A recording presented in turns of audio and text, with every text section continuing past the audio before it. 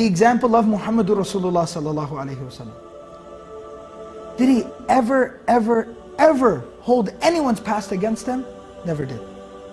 Never did. Too many examples to list on here. Wahshi. Wahshi is the man who assassinated the uncle of the Prophet ﷺ.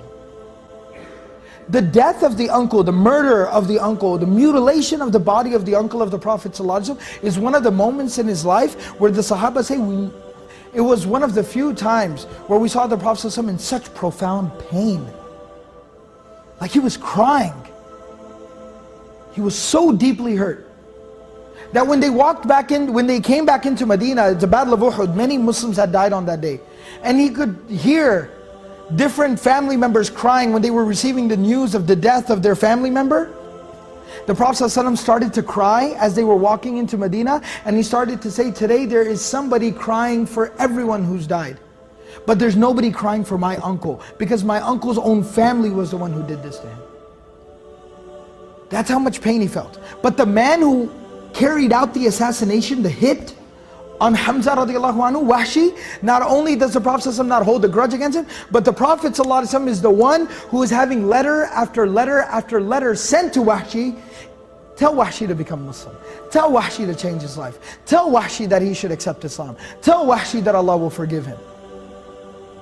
That's how merciful the Prophet ﷺ was. That's how willing he was to overlook people's past. Hind, the woman who hired Wahshi to assassinate Hamza radiallahu anhu.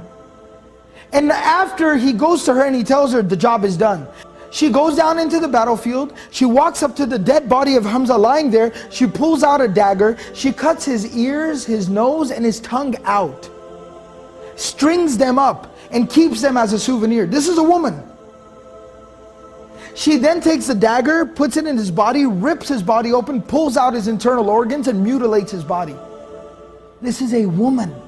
She takes his clothes and rips his clothes off and completely exposes his body. A woman who did this. That's how much he hated the Prophet ﷺ. And that's how horrible, what a horrible act she had done to the Prophet ﷺ and his uncle.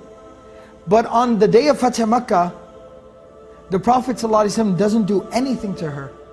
And when she comes to the Prophet ﷺ to accept Islam, ahlan wa sahlan, marhaban bikum. He welcomes her, gives her the shahada, allows her to become Hind radiallahu anha. A companion, a female companion of the Prophet ﷺ.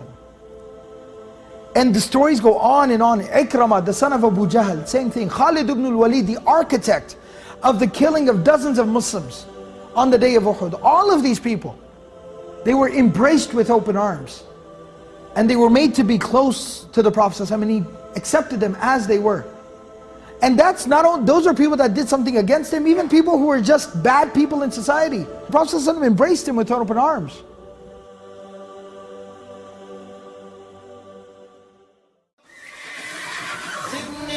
بذكر الصافلات صدى كالشهد يروي قلبي الصادي زدني بذكر الصافلات شذا أغري به الريحان والكادي زدني وأسكن في دمي أملا أرمي به أحشاء حسان.